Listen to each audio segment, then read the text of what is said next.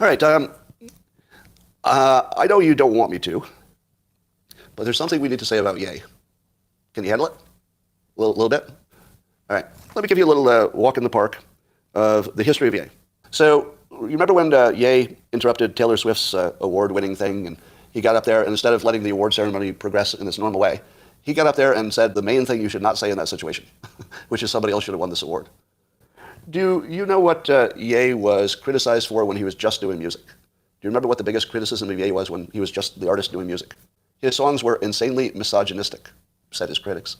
So he comes from a world in which saying the thing you're not supposed to say is exactly your job. Now let's move on. Do you remember? Of course you do. When Ye said he likes Trump, wasn't that the one thing that a black man couldn't say in public at the time without huge consequences? It was. It was like the most dangerous thing a black man could say. And he said it over and over again. Remember what happened when he said slavery looks like a choice? He basically insulted all of black America and much of white America and everybody else who might be supportive. And he said the worst thing you could say about black America. Did he say, I'm only talking about some black people when he said that? When he was being misogynistic, did he say, whoa, hold on, no, I'm not talking about women. I'm not talking about bitches, to use his word. When he talked about black people must have been a choice to slavery, did he say some of those black people must have treated it like a choice? He didn't. He treated it like black people or like a group that act together. Very offensive when you say, very offensive. Yeah. It was the worst thing you could say in that situation. When Ye made a turn toward being super religious, and suddenly he wasn't that edgy rapper, he was the super religious guy, did it ever occur to you that that was like the most dangerous thing that Ye could do? One of the most dangerous things you could have done, say 2 years ago, was to come out as super Christian and conservative, family conservative religious. When he wore the White Lives Matter shirt with Candace Owens, wasn't that the worst thing you could say in public about that time? It was the most controversial, worst thing you could say. So he's treated women as if they're like one thing, very offensive.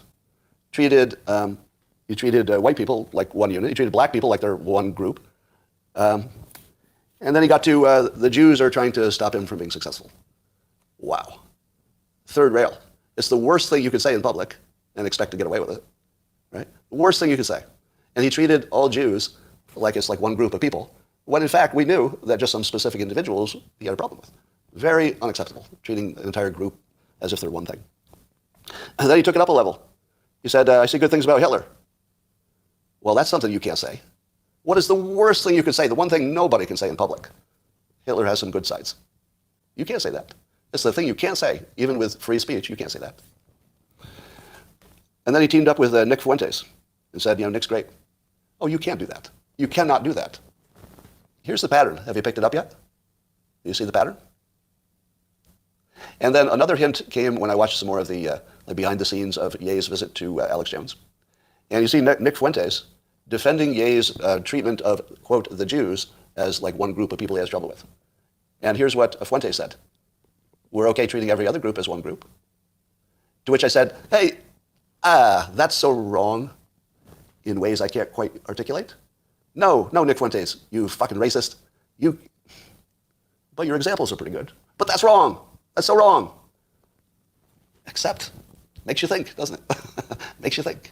The perfectly valid complaint from the Jewish community that Ye's rhetoric puts an extra risk on Jews. Now let's go full Nick Fuentes and compare that to everybody else talking about anything. Do you think that the way the Democrats talk about me puts me at greater risk of literally being killed? When Ye said white lives matter, was he putting himself at greater physical risk? Of course he was. Of course he was. And also the people who supported him. Did he put Candace Owens at greater physical risk by associating her with that message? Yes. I mean, she already puts herself at great risk. By the way, Candace Owens is one of the bravest people in the public realm. Like, she's brave. Like, you gotta give her that. So look at the big picture. Number one, how many of you saw the behind the scenes video of Ye preparing his little mask and his routine for Alex Jones? If you watched him preparing for it, you saw somebody who did not look crazy at all. And as he was talking about wearing the mask, he was completely aware that that would make it impossible to ignore. If you're gonna cut me off from social media, I will become impossible to ignore, and then I'm gonna go on there and say the most outrageous thing anybody ever said. And let's see what happens. Here's another clue. Number one, Kanye and his group are specifically and overtly talking about the Overton window. Everything they're doing supports that theory of operation. There's no way I could possibly believe that Ye was not completely aware of all of the reactions he would get from beginning to end. Here's what I think he's up to, and he might pull it off. I think he's breaking your brain, and he's getting very close to succeeding. because you can't tell where that breaking point is, because he's bending us, and we're bending and bending and bending. It's not until you see the whole portfolio of what he's done in the last few years that you see he's intentionally finding the most challenging thing you could hold in your mind and then making you deal with it. Now, I've said before that Ye is not somebody who just creates art. He is living art. Everything he does pushes or challenges you to reconsider the way you were thinking of things. Right? Everything we're watching is a challenge to the old way you were thinking. From the very beginning of what is an award show. Right? The most basic thing that nobody would question is, what is an award show? Well, it's where somebody gets an award and they say thank you and everybody claps. And then Ye said, how about this is an award show? How about not? How about I go up there and make it a different show? And then he did. So if you look at the whole portfolio, it looks a lot less crazy. And it looks like an artist who is breaking all of our expectations about what artists can do, who can say what. And he has broken maybe the most important barrier that we have for getting together, which is we're not allowed to say what we think. We're not allowed to say what we think. And until we're allowed to say what we think, we'll never come together. The country can never come together if we can't talk and say what we actually think, right? As bad as it is, right? Because lots of times we think pretty ugly things. Ye is just breaking all of the rules.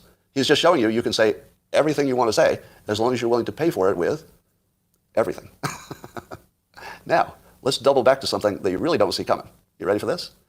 When Ye said that there were so many more slaves than white people who were trying to control them back in slavery, he said that it looked like a choice. And then all historians, and especially black historians, said, whoa, whoa, whoa, whoa, whoa. That was no fucking choice. You know, the group that had the weapons would have just slaughtered us. Right? Here's what I think Ye would have said, just speculating, based on everything that he's done so far. I think he'd say, right, how does that affect my point? Right, they would have slaughtered them. And they also probably would have ended up winning. They might have lost 90% of their numbers, but they could have ended up winning because they had the numbers. They just had to attack where the weapons were and get the weapons, and then. So if you ask me, Ye's original controversial point that the slaves could have rebelled if they wanted to badly enough, he basically proved by destroying his own career to win back freedom of speech for himself.